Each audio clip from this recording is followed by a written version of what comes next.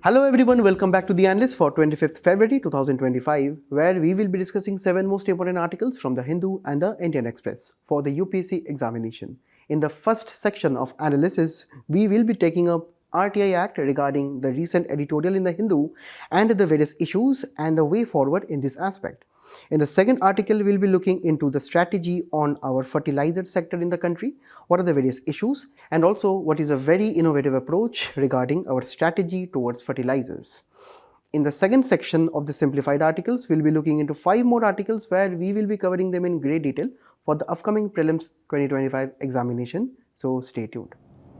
I hope you all are doing well. We have only 89 days to the prelims examination, so I hope your studies are also going on in the same direction, that we are solving more and more mocks, we are also solving the PYQs, and hence in this analysis, in this section, in this discussion today, we will be going to take up many articles, and also the special focus will be today on some of the UPSC PYQs also that we will be going to follow on. In the first article, this is regarding this important editorial where the author is criticizing the RTI Act implementation in the country, where they are highlighting the various issues with our present legislation. And here the issues are ranging from the issues that pertain to a bureaucracy, issues that pertain to a judiciary, and also with reference to various legislations pertaining to the amendments in the RTI Act. So the discussion, firstly we'll be talking about the very basics of RTI, we'll be going on to the issues, and also briefly what are the solutions in this direction. So this particular act and the provision here is extremely important for prelims examination, where Indian polity and governance are sections here. Also in GS2, there have been questions in the past also regarding the RTI Act, because they fall under the important aspects of governance, mostly importantly transparency and accountability of our country. So this is where we have to focus firstly on the very basic principles of the RTI Act 2005. Now, when we talk about the RTI Act, the very first line in this document pertaining to the Act here mentions that the particular Act here is giving a practical regime of right to information for citizens to secure access to information under the control of the public. So there are various keywords here. Let me just explain to you each and every aspect here. Firstly, when I talk about the information regarding our government, regarding the various sections of our administration, we need them to understand how our government is working in real life. If we do not have the information, we are in complete darkness. And that is why we have to understand in our Article 19 of our Constitution, which is a fundamental right, it tells that we have the freedom of speech and expression. Also, we have to understand that if we do not have information regarding the government and its functioning, how can we actually express the freedom of speech and expression in the country?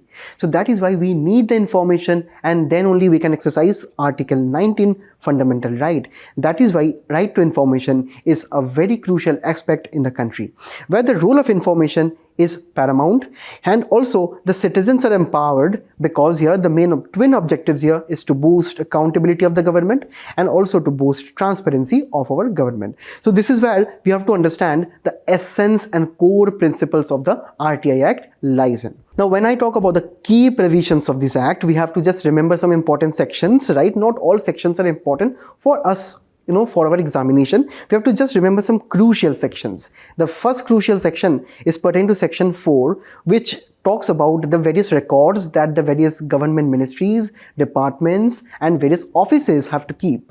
And that is where we have to understand here the government offices and all its associated departments will be coming into picture, and also the private institutions who are actually receiving funding or who are associated with the government activities, even the PPP projects, right? They are also under the RTI Act. Now, can anyone tell me whether the BCCI is under the RTI Act or not? In this particular direction, we have to keep records in this manner. Now, according to section 6 of this particular act here, this is entitling a person to make a request in writing to the central or state public information officer if they require any information regarding the government.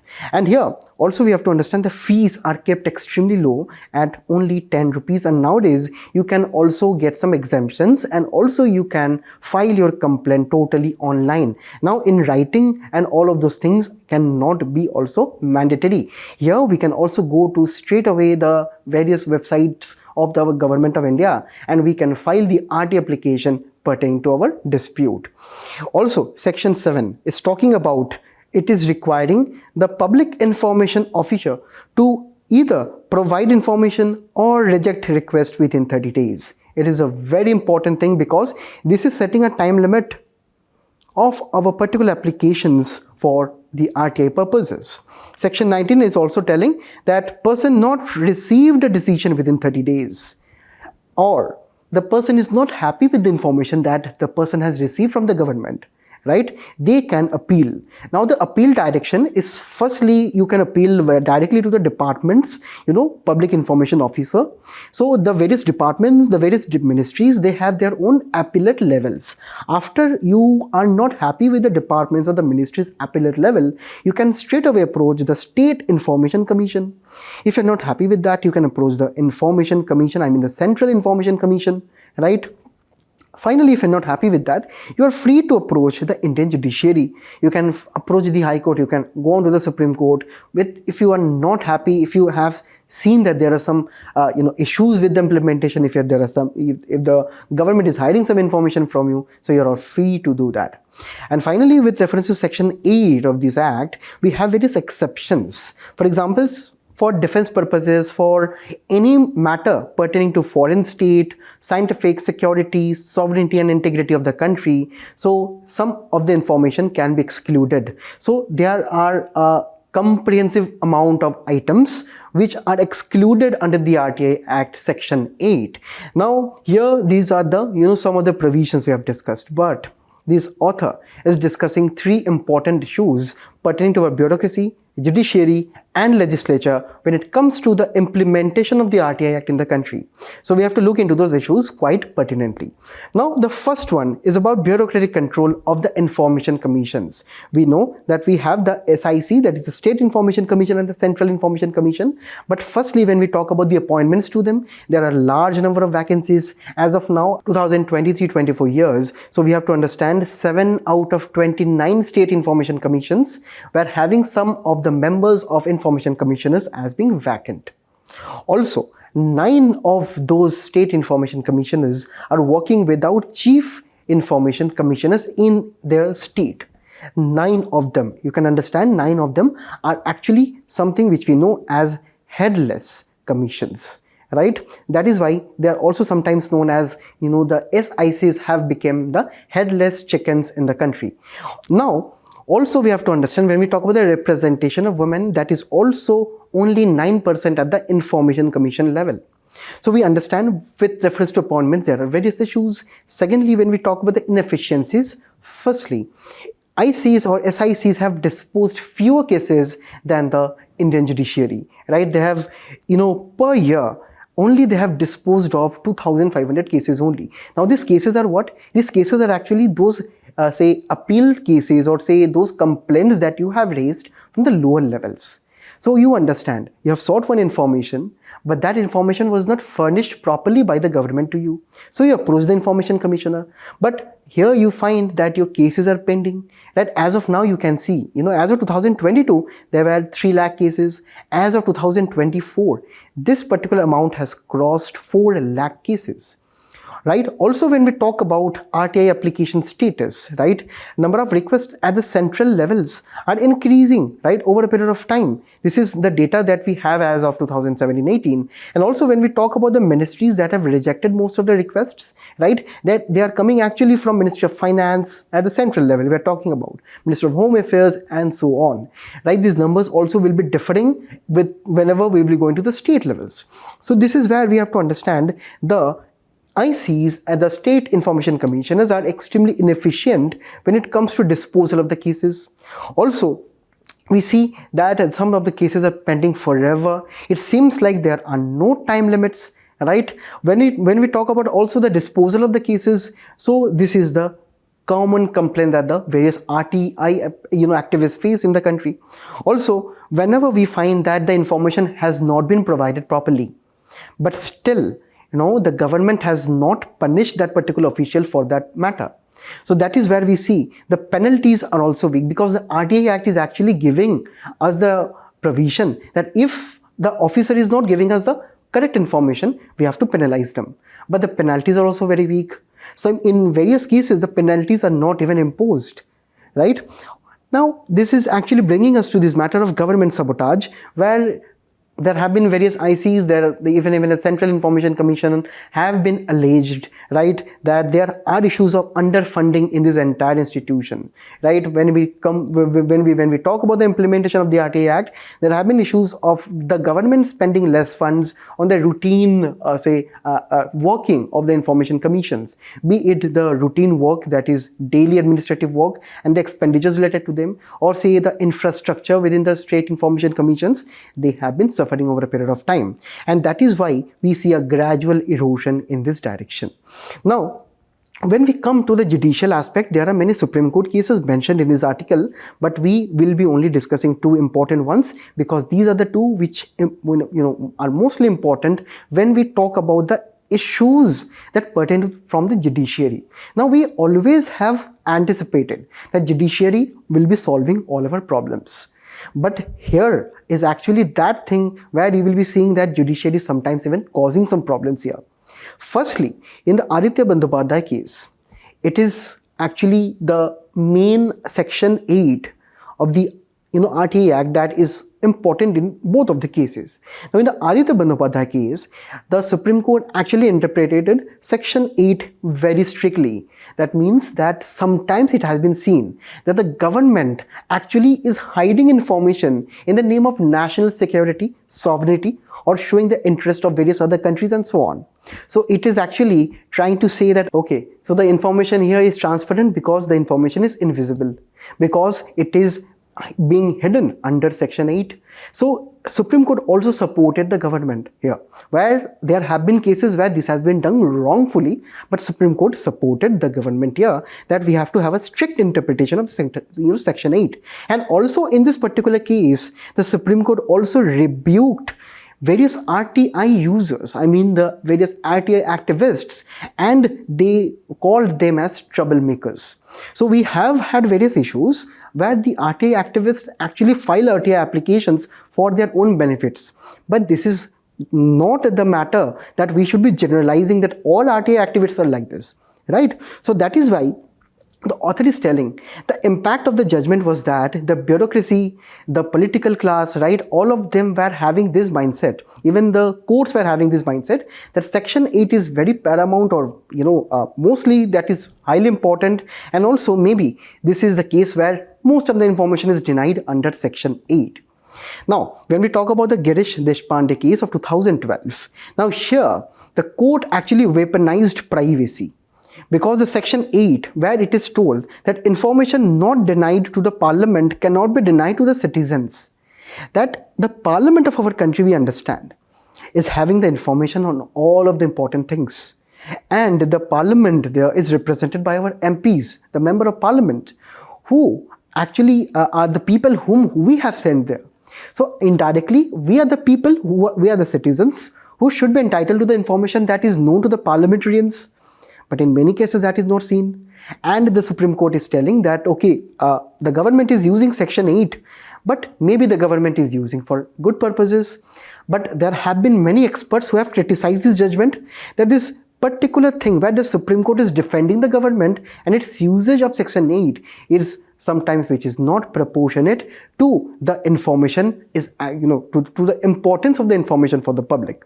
Correct? So it is also ruling that any personal information, even the name of the public servants in this case, if you can see, recently what happened, the Delhi High Court actually told that disclosing, government employees' university name does not serve public interest, exempted under section 8.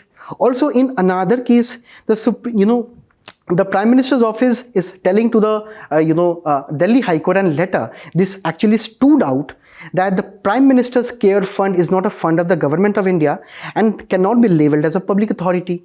Correct? So there have been many instances where the government is hiding behind this particular section, right? And that is where we understand the information such as even basic information such as this are being withheld.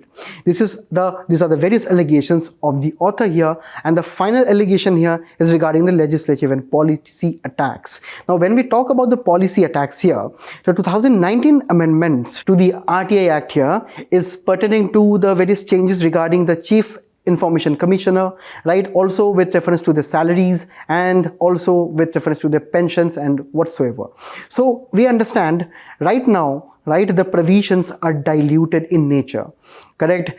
For example, right, earlier the CIC's pay and salaries were equivalent to the election commissioners and the state, right, to the state ICs, to the Chief Secretary. But as of now, they all will be determined by the central government. Also with reference to their pensions and everything, these particular provisions have been removed whenever we are talking about pensions, retirement benefits, etc. So we understand that the powers, the respect and the authority of the information commissioners, they have been degraded, diluted a little bit.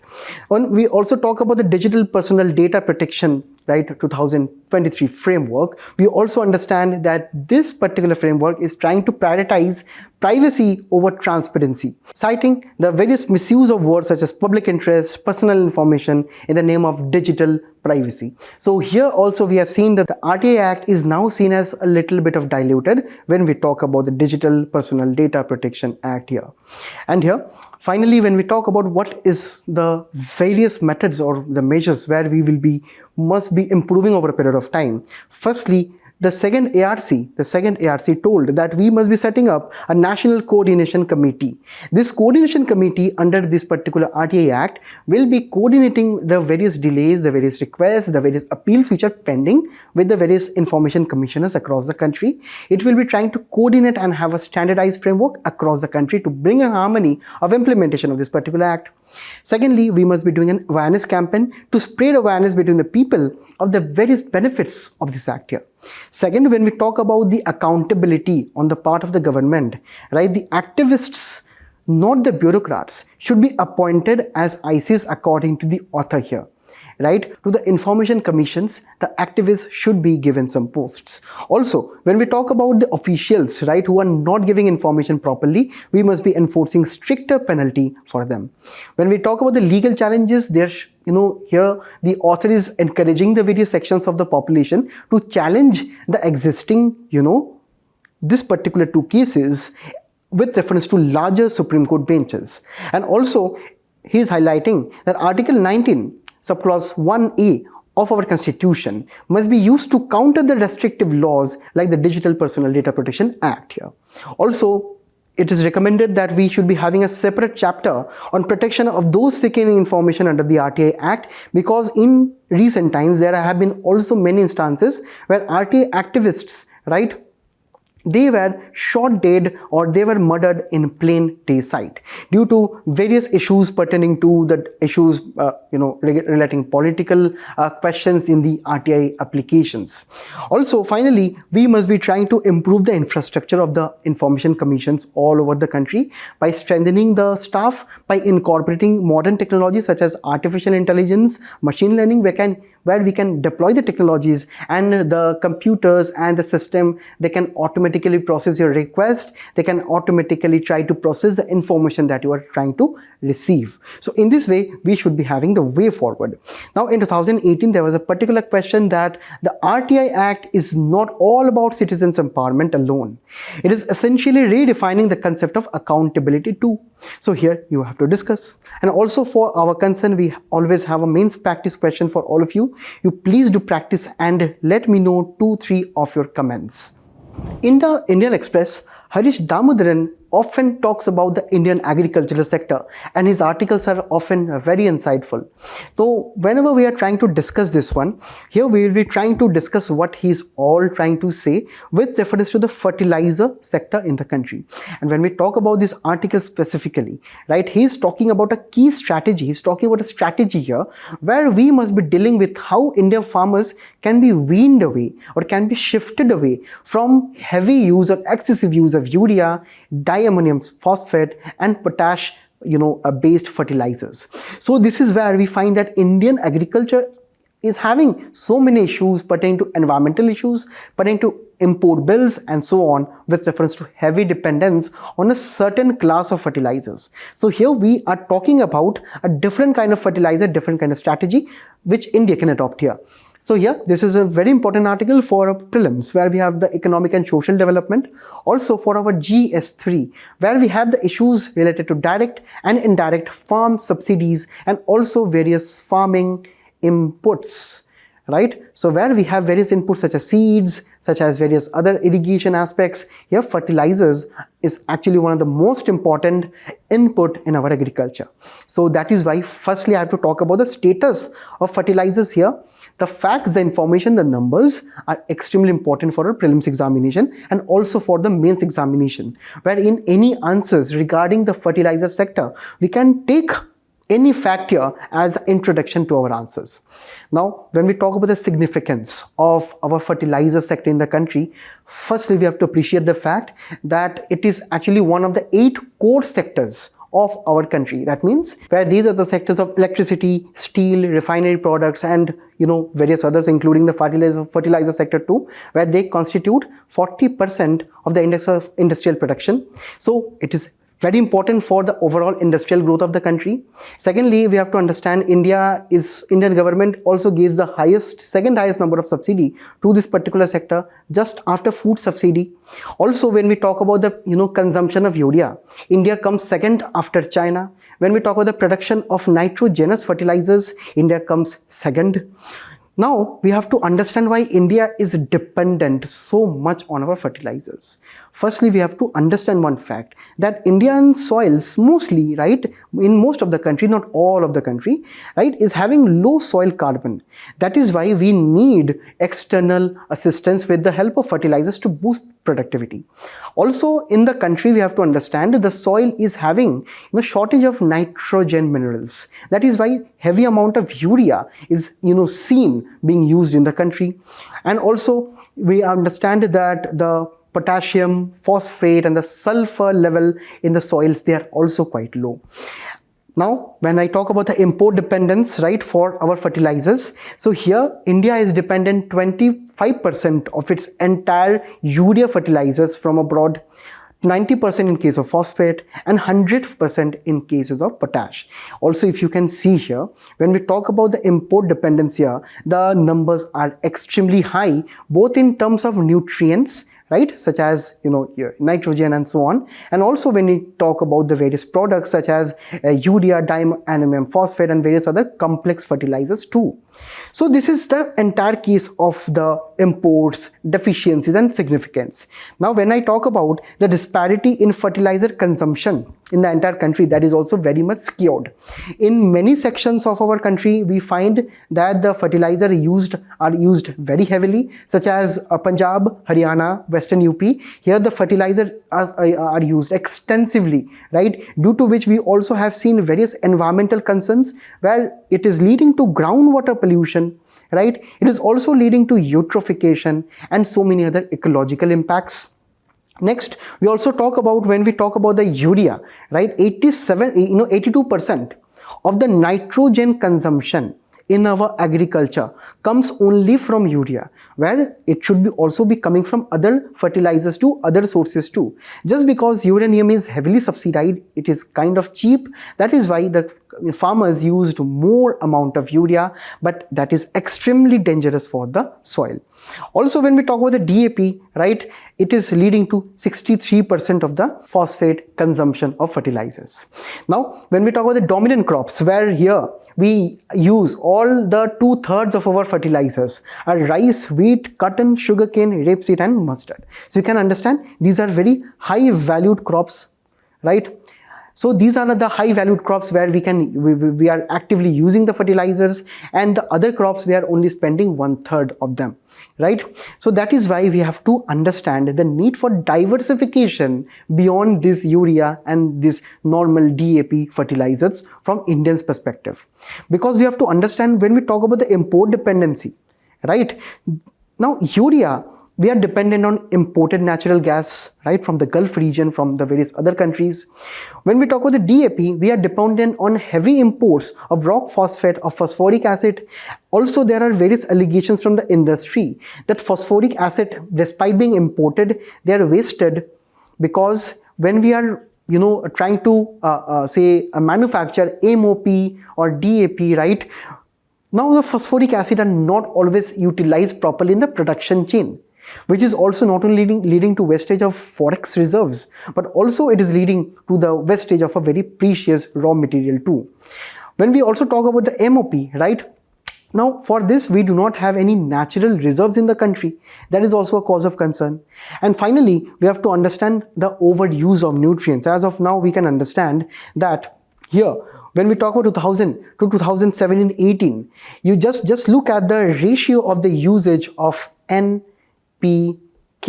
where the actual ratio should be 4:2:1, but the country is using to the level of 7:2:1, or in cases of Punjab, when we see we have 42:5. In recent times it has been brought down to 25, but still that is quite high. That is 7 times higher than the actual prescribed ratio, due to which over a period of time, according to the study by Vishwas and Sharma 2008 under the Department of Fertilizers, we see a declining trend as of 2005. This particular study here, which is talking about the declining crop response ratio with reference to fertilizers. That is why it is high time our farmers should be shifting away from these traditional fertilizers. Firstly, there is a balanced fertilizer known as ammonium phosphate sulfate. Now in this fertilizer, we have the NPK ratio as 20:20:0, and also sulfur component is included as 13%. It is much more cheaper, and it is actually much more cheaper than the imported fertilizers. And the ingredients that we need for this particular matter is that we are not dependent too much on the imports too. So that is why we have to understand we have the particular alternative to diversify in this matter, where it is extremely suitable for oil seeds, for pulses, for cotton, and etc. So here, secondly, we must be trying to encourage nutrient specific fertilizers, where not only we need NPKs, right, we need secondary nutrients, we need various micronutrients such as zinc and everything. So that is where we must be promoting coating the fertilizers in this manner. Also, there is a need to educate farmers particularly to these alternatives, because as of now, when we talk about the entire sales, right, and consumption of this particular fertilizer, right, see, over a period of time, the sales are increasing, but still the sales are not to the level of DAP, of urea, of various other traditional fertilizers. So as of now, there is a need to educate our farmers to use more such complex fertilizers such as ammonium phosphate sulfate. And finally, we have to promote domestic production. We are dependent on the imports, as we have talked about. That is why we have to build the supply chain of a domestic production too. And here, when we talk about this particular method that the government right now is taking the initiative to promote, ammonium phosphate sulfate, we also need to look at what are the various initiatives the government is taking to promote fertilizer and various other aspects related to fertilizers. Firstly, there is a very important scheme in the recent news. Also, the probability of it being asked in the prelims is very high, because this is PM Pranam. The full form is Prime Minister's Program for Restoration, Awareness, Generation, Nourishment and Amelioration. So this means that here, we have to try to understand the need to protect Mother Earth by incentivizing the various states and the United Territories for reducing the chemical fertilizer usage in the country. So when we talk about the chemical fertilizers, we must be trying to use them very optimally and very less over a period of time, and try to promote more and more of organic and natural farming. So here the states will be getting various incentives, funds for promoting alternate fertilizers to have a particular chemical balance in the soil. And also when we talk about the current reality is that the Indian farmers cannot take the risk to go to organic farming and the various other sustainable farming things. So that is why we need various traditional government schemes to continue as of now. So when we talk about the traditional government initiatives, the very first one is Pradhan Mantri Kisan Samruddhi Kendra. So these are the various centers, Right? Imagine them just as various centers such as bank centers and so on, where these are located in various rural areas, where these are trying to dispense of various fertilizers from the government. It is also trying to spread awareness for various fertilizers and acting as a one-stop solution for the farmers. Next, we are also trying to promote the Bharat brand of fertilizer under one nation, one fertilizer. If you can look at this symbol, it is Indian government is trying to prevent the fake fertilizers, or say the heavy illegal mixtures of various chemicals in the fertilizers, which further lead to degradation of the soil. So that is why having a mark such as this on various fertilizers packages can serve as a useful purpose. Thirdly, we have the nutrient-based subsidy. It is under the Chemical and Fertilizers Ministry, where here the target is to achieve the ratio of 4:2:1 as NPK ratio, the usage of this N, P and K in our fertilizer mix. So that must not be crossing more than 4:2:1. As we have seen, various states are following more than this particular number. So this will be leading to environmental concerns. So that is why having a balanced nutrient-based subsidy is important.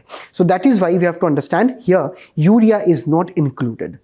Next, when we talk about the soil health card, which is an initiative, you have to remember it is not under Chemical or Fertilizer Ministry, it is under the Agricultural Ministry. So this is giving the farmers a card which is talking about the various reports of the soil composition, of the types of crops that the particular soil can grow, or the various amount of fertilizers that the farmers should be using, or the quantities of the fertilizer that the farmer should be using in their own farms. So it is trying to give a comprehensive report, a scientific report of the farm assessment for the farmers' benefits, so that the farmers can be knowing what are the various inputs optimally they should be using. Next, we have mandatory neem coating of all urea bags, because neem coating is actually trying to reduce the dissipation of the fertilizer, of say the urea into the soil. So it is trying to limit the excessive release of urea into the soil. Hence, it is trying to promote environmental sustainability. Finally, we have also the nano urea, nano liquid urea, which is trying to increase the optimal usage, because at the nano scale, right, we understand that things are much more optimally used by us. Also, the nano urea is very beneficial for the plants to intake efficiently and hence not keep any environmental remains in the soil. So these are the various steps, other fertilizer related schemes that the government is taking, and these are the various things we have to keep in mind for our examination. Now in 2020, right, and 2016, there are extremely important questions pertaining to fertilizers in the country. So you let me know what is the answer of these questions in the comments. And also, as usual, mains practice question is for all of you. Now, when we talk about writing introductions in main questions, we have to be extremely innovative. So cannot we include some diagrams like this, where we can actually show that these are the effects of nitrogen depleted, or say nutrient depleted soil, and these are the effects of nutrient overloaded soil. So that is why we must be having a balance here. Hence, you can actually try to approach this question in this manner. Now we'll be moving on to the simplified articles. Recently, a report by Access Now has told that India is having the second highest internet shutdowns in the entire world. Now, the exact operation of internet shutdown, how that is operationalized and how that is functioning in the country is important for our examination, for our Indian polity and governance in prelims. Also, when we talk about GS2, we also need to be aware of the features, basic aspects, for example, such as fundamental rights of our constitution, which is pertaining to this topic. When we talk about internet shutdown, straight away let me go into this topic, where India is ranking second in the entire world, just after Myanmar. Myanmar is having around say 85 internet shutdowns. India is just one spot below him. So this means that India is actually one of those countries which is having the highest amount of shutdowns in the entire world. Now, when we talk about internet shutdown, it generally means that the government, for example, have received various hate speech comments in the social media. Now, it can stoke some political tensions, some communal tensions in those areas, right? So what it will be leading to? the government will be saying that, okay, this thing is very dangerous, so we have to stop the spread of such social media messages. So in that case, the government will be intentionally making the internet inaccessible, or it will be, say, making the internet bandwidth or speed so slow that it will be unusable. So internet shutdown generally does not mean that your entire internet is totally restricted. It also means that your internet bandwidth or speed can be reduced to extremely slow amounts. So in India we have two provisions generally. First, the Indian Telegraph Act of 1985. Then we have the section 163 of the BNSS. So firstly, the main provisions, the major provisions are highlighted within the Telegraph Act, within the 2017 rules known as Temporary Suspension of Telecom Services Rules 2017, where under two grounds, public emergency and public safety, right, the government can impose shutdowns for a period of 15 days or less, right? And here the final orders will be either coming from the state or the Union Home Affairs Department, where generally the Home Secretary at the center and the state level, that official is permitted to give final orders. In case that we do not have the officer available, we do not have the Home Secretary available, or we need immediately an internet suspension right now for protecting the internal security of that particular region. So in unavoidable circumstances, the government of India appointed joint secretary, right, must be appointed, and that particular person should be earlier authorized by the state or the center Home Secretary. But within 24 hours, you have to get the order from the Home Secretary, right? So you have to get the same. After the same, there is also a review committee where there will be 3 members at the state and the central level both, right? So this review committee will be looking into whether the grounds for imposition our internet shutdown was justified or not, right? Whether it was arbitrary or not. Okay, now we have 2 important Supreme Court cases here.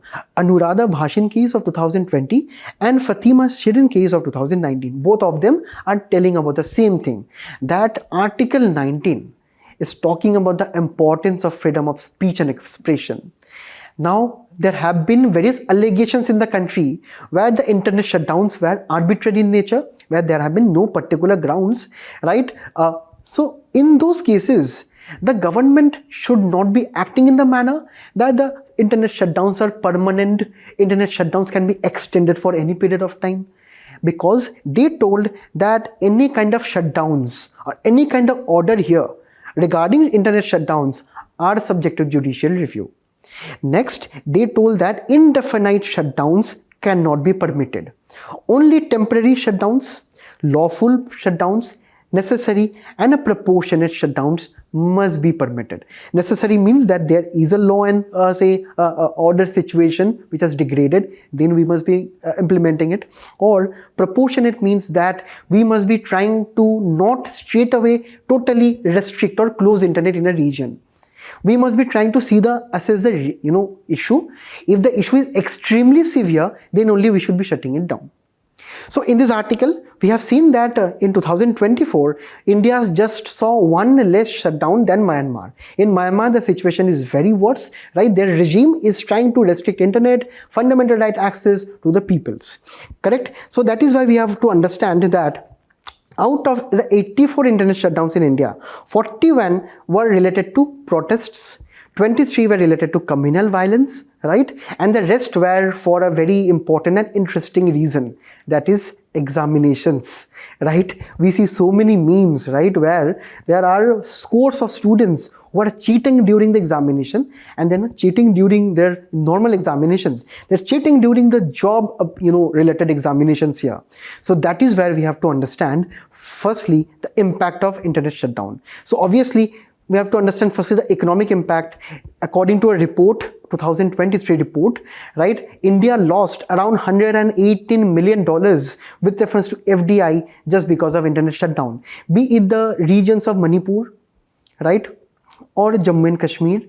These 2 regions are the regions where mostly we see internet shutdowns. So definitely investors would not be interested to invest in these regions if there are internet shutdowns. Also, they directly affect the fundamental rights as we discussed, right? They directly try to restrict the fundamental right of that particular person there, right? Next, critical services such as hospitals, police stations, airports, and all of those things are directly and indirectly hit by this particular internet shutdowns, where it has been seen the government generally allows these critical services to perform. But if the people, they cannot access internet, how they can avail the critical services right now in the digital era? Next, the human right abuses are also sometimes severe in areas where there are internet shutdowns. Generally in Myanmar, where right, we get so many reports of violence, tortures and so on because 1 or 2 videos come out of their social media. But there can be 1,000 more such videos, 1,000 more such news where the human rights are not reported because of the internet access, right? So that is where next it brings us to the matter of disaster management too. In cases of shutdown, particularly imagine a case of internet shutdown in Manipur, where due to heavy flooding, heavy natural events, right, the entire state of Manipur is facing some issues. So in a particular region where there is internet shutdown, the people cannot immediately take help, right? And finally, this is not a one size fits all kind of approach. Internet shutdowns are obviously justified. They are a necessary evil pertaining to various instances of say insurgencies and other activities against the government. They are necessary, but we have to understand we have to use them very sparingly. So that is why our Parliamentary Standing Committee on Communications and Information Technology have given us various recommendations as to what we should be going to do ahead. Firstly, we have to understand that the words public emergency and public safety must be interpreted very properly, right? They must be defined because as of now they are not defined. That is why there have been various allegations of misuse by the government. Next, the Ministry of Home Affairs, right, must be evolving a principle of proportionality. This means that straight away we cannot impose internet shutdowns. We cannot straight away close the internet connection, right? We must be firstly trying to understand, okay, we can reduce the speeds first. We can next limit some websites, which is also provision which we have within the IT Act. So we can use that. As a last resort, we must be only closing the internet connection. Next, the Department of Telecom, they must be selectively restricting OTT websites and various other aspects which are already under the IT Act. Next, the DOT and the MHA, the Ministry of Home Affairs and the Department of Telecommunications, they must be doing a comprehensive study. Economic impacts, political impacts, social impacts on the aspects of various internet shutdowns in the country. And finally, there must be a clear communication that must be established between the various ministries to actually look into the impacts and possible effects of internet shutdown. Now I will be showing you some PYQs where we do not have the internet shutdown directly, but UPSC will be playing with your mind. UPSC will be playing with the current affairs in such a way that they will be indirectly asking as to what is the due process of law, right? Very extremely basic concepts. And also, what do you mean by the appropriate definition of liberty?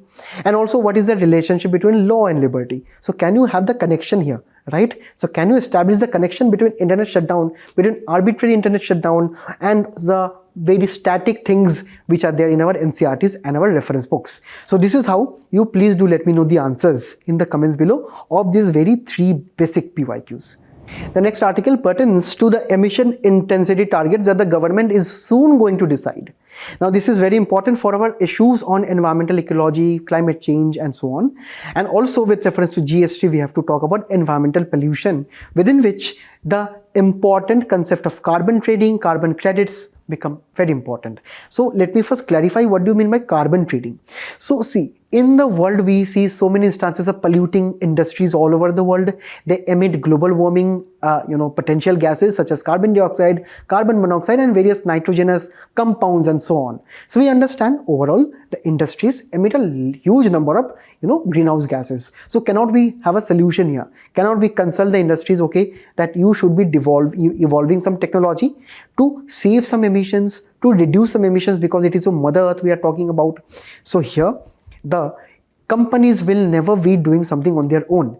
We have to incentivize them. So here the best example of incentivizing the companies to reduce pollution is via carbon trading. What happens is very simple. Imagine factory A, imagine factory B. Now imagine factory A is extremely polluting in nature. So they always produce much more say pollution than factory B. So government will be talking to both of them. The government will be telling A that okay, you are producing too much of pollution, so you have to limit it. So let me limit your pollution to this level. So earlier if I was producing, for example, 120 units, the government has told you can only pollute 100 units. So what to do? So here the government told that okay, you can pollute for a period of time, but you have to buy some credits from company B. What are these credits? Now, if you can understand, I have told before also that company B is producing less pollution. That is why, say out of 100 which is allowed by the government to pollute, the company B is producing pollution up to only 80. So here, this difference is here of 20 units. So this is the thing, or this is the credit, this is the unit of pollution that company B can directly sell to the company A. So this is simply how carbon trading works, and how exactly these units will be priced, what exactly will be the exchange mechanisms, or everything is sometimes determined via say stock markets which are pertaining only to carbon trading. There are also sometimes company to company contacts. Also there are sometimes when the government directly is establishing a framework. Okay, this is the framework where the pricing and everything is determined. So this is simply how carbon trading is working. And in India, it is expected that the Union government will be releasing the emission intensity targets. When we talk about emission intensity, it is actually the amount of greenhouse gases emitted per unit of output. For example, India is producing food, India is producing cars, India is producing ships. So whatever the emissions, whatever the amount of pollution went into, or so the amount of greenhouse gases emissions went into the process of production, that is known as emission intensity. So when we talk about the greenhouse gases emitted per unit of our GDP, so that is, or say output, that is what we know as emission intensity. So these particular targets will be defined very soon in the coming months. So what will be the targets? We are talking in the next slide here. Also, we have to understand that there are various industries such as this one which are heavily polluting in nature. The government has listed some of the industries here. So these are iron, steel, aluminium, cement, fertilizers, pulp and paper industries, and so on. So these are the industries which are heavily polluting in nature, and they have to put in place various compliance measures. Government of India is telling that you have to reduce your pollution, either bring in new technology that can reduce your pollution, or you devolve some mechanisms to cut down production on the polluting side and enhance your production in the rest of the aspects. Or you can also try to have various say afforestation techniques which are actually known as carbon offsets. Offsets generally mean that whatever you're polluting, you are trying to give back to the nature. For example, you are polluting 20 units of carbon dioxide, you are giving back 20 units by planting new trees, by doing afforestation. These are known as offsets. So government is telling that you have to bring, that we will be bringing in various compliance mechanisms to cut emissions, and trading will be likely beginning by 2026 October. The carbon trading will be beginning soon, and within 1 year you have to abide by the various compliances. And here it will be the BEE, Bureau of Energy Efficiency, which will be bringing out this particular carbon emission targets. So the main plan here is to have a carbon credit market here that will be operational by 2026 October, right? As of now, when we talk about the current status of these carbon markets, right, the Bureau of Energy Efficiency actually released a framework of carbon credit, trading system in June 2023, but still now, as of March 2024, it only came up with a list of industries which are eligible. The carbon trading like this has not been fully functional. Okay, when we talk about the models that India should be following, or India can be following, right? Firstly, when we talk about the global models, like the European models or the American models of carbon trading, what is generally happening, they actually fix a credit score. For example, this particular one carbon credit is equivalent to 1 ton of carbon dioxide you have emitted, right? So a price will be fixed on market mechanisms, and whatever carbon credits you have or you want to purchase, you can buy from the stock markets which are dedicated for carbon trading. But Indian government is telling that we should not be going that way. Indian government is telling that we must be targeting for efficiency. That apart from carbon markets and pricing mechanisms, they are fine.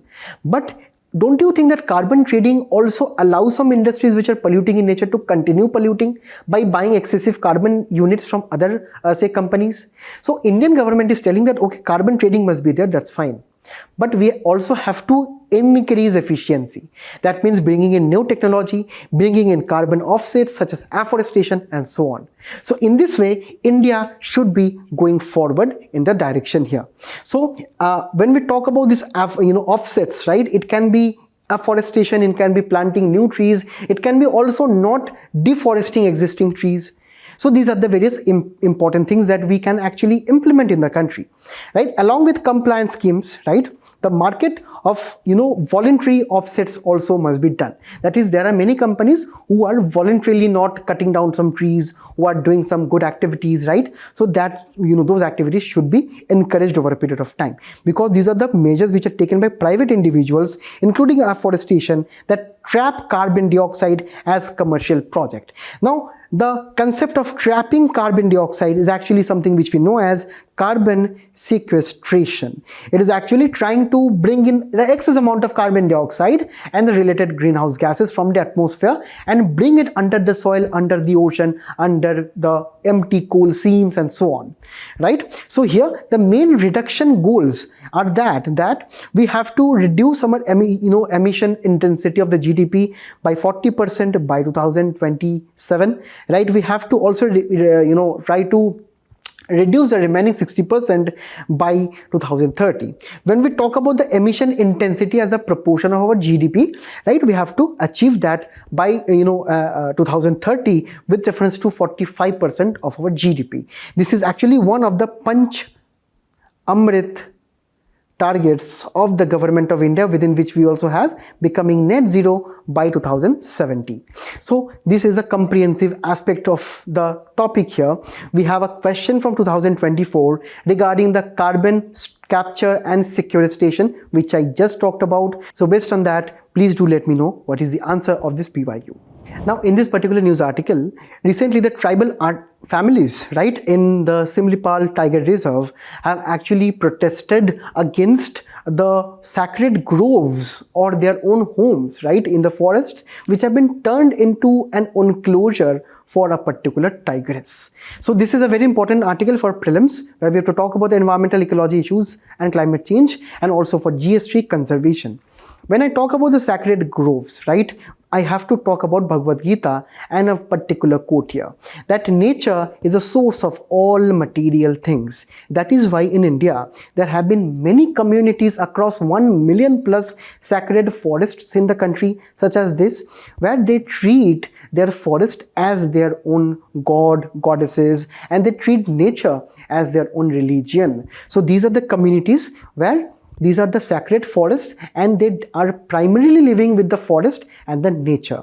So these are the traditionally protected forests by their own local communities, and mainly, right, in 90%, more than 99% of the cases, right, they have religious and cultural significance, right? In India, as we can see here, we have more than 1 million plus forest land, right, where we have sacred forest, and these are generally virgin forests that are left untouched by the local inhabitants and because of their religious and cultural significance. When we talk about India, mostly we find them in the Western Ghats and in the Himalayas and in the northeastern region and in the central hill regions also. When we talk about the statutory provisions, this is actually having the statutory provision under the Wildlife Protection Act of 1972, where we have the provision where the state government can actually declare some areas as community reserves, right, as a community land, correct? So that is why we have to understand the sacred grove is indirectly having the provision under the Wildlife Protection Act of 1972. And also recently we have seen the Supreme Court has also evoked Bhagavad Gita and directed the center to frame various policies to manage the sacred groves in the country. Also, we have the National Forest Policy of 1988, which is also trying to protect and have say the various imperatives for the state government to delineate any land as community land or forest land too, correct? Also, when we talk about the Godavarman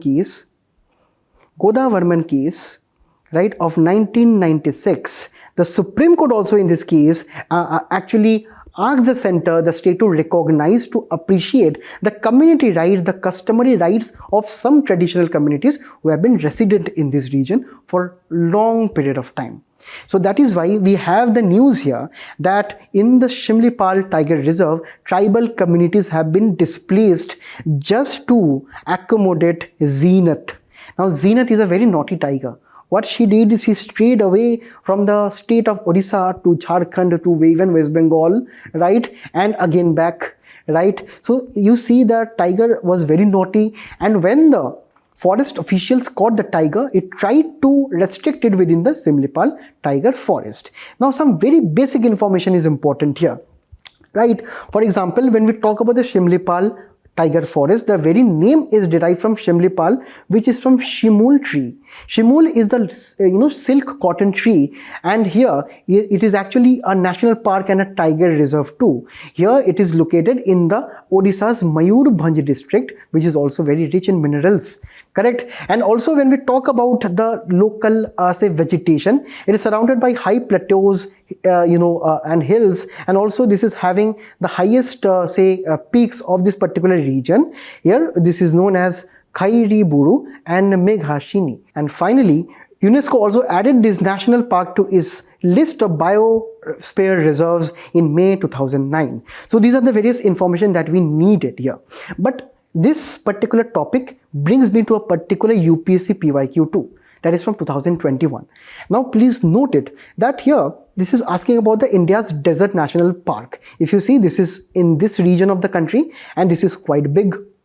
Now in UPSC questions in prelims, you also always have to look for some statements which do not fit. For example, if you look at the statement number 2, it is telling that there is no human habitation inside the park.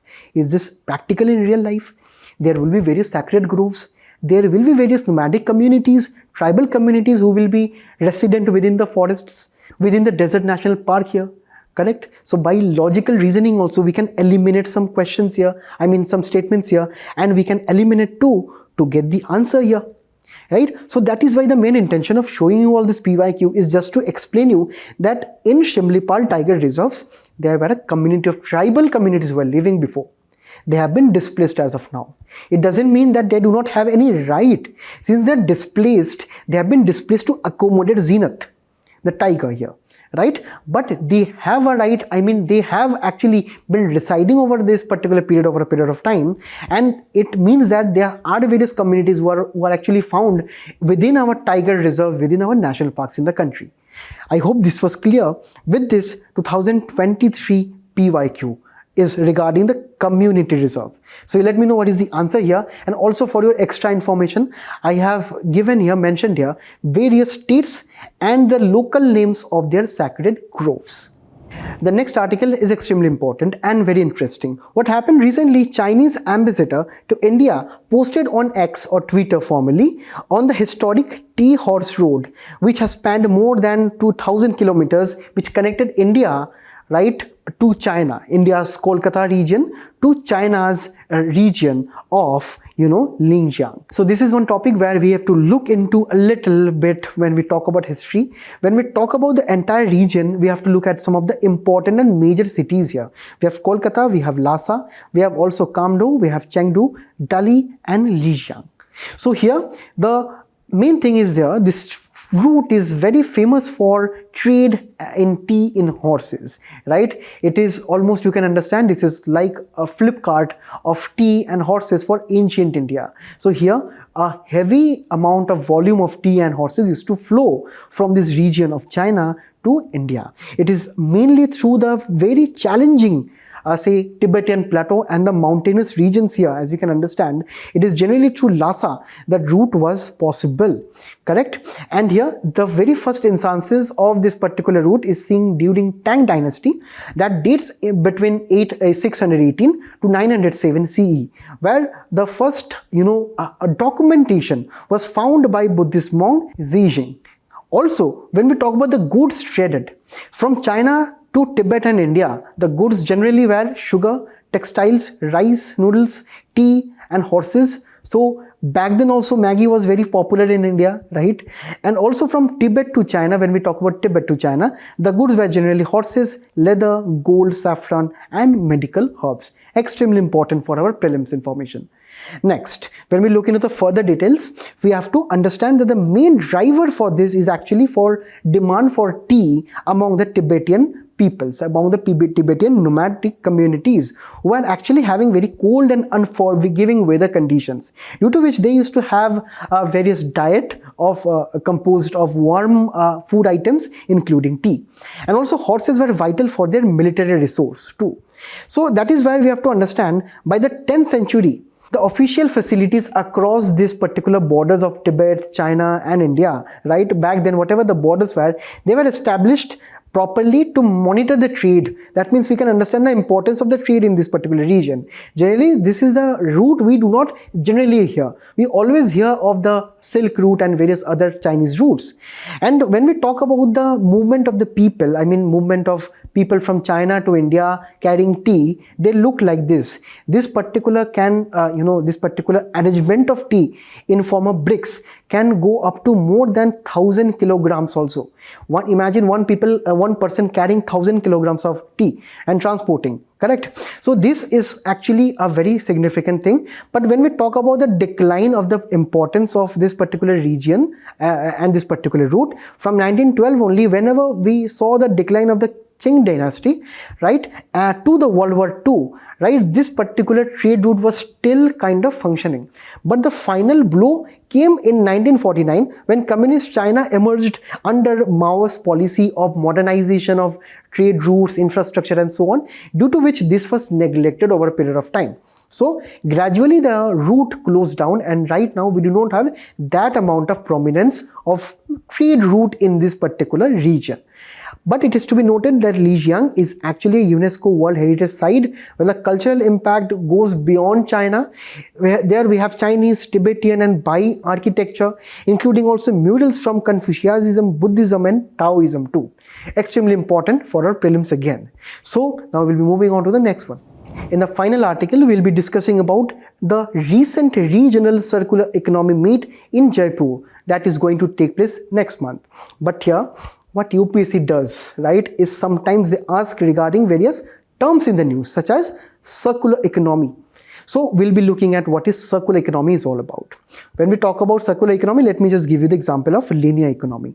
You just purchase a bottle, mineral water bottle from any shop, you consume the water and you dispose it in the dustbin. That is what we mean by a linear economy. That means you extract, the producers who are producing that particular bottle of water is extracting the raw materials to produce plastic to actually say have water within the same and sell to you. So they will be producing it, you will be consuming it and you will be throwing it away. So it means that over a period of time, don't you think that the number of wastes will be increasing? So that is why this contributes to high amount of pollution. Correct? And also the resources with which we are using to produce various water bottles, or for example the case of smartphones, the resources are limited. So after using smartphone for 2-3 years, I should not be throwing it away. I should be using that smartphone for as long as possible. For example, I can give it to my parents can give it to anyone else. So that particular phone can be used by generations and generations, because that is what circular economy is promoting. It is not promoting the concept of throwing away. It is promoting the concept of reduce, reuse and recycle, that is the 3 R's. It is actually a closed loop system where once we are extracting, producing, consuming, we are again reusing, recycling and reducing it to again reuse and refurbish and so on. For example, there is a website known as Cashify. They buy your smartphones, they refurbish it, they sell it to you again or to anyone else. Then again you can sell the second-hand phone and so on. So this is a perfect example where we can actually use circular economy for. And also, when we talk about circular economy, we can actually promote something which we know as a product as a service. Imagine a car. We can all buy cars. That means cars are products that we can use individually. But why not using this product as a service? That means why not we have a car and we can rent it out to various peoples.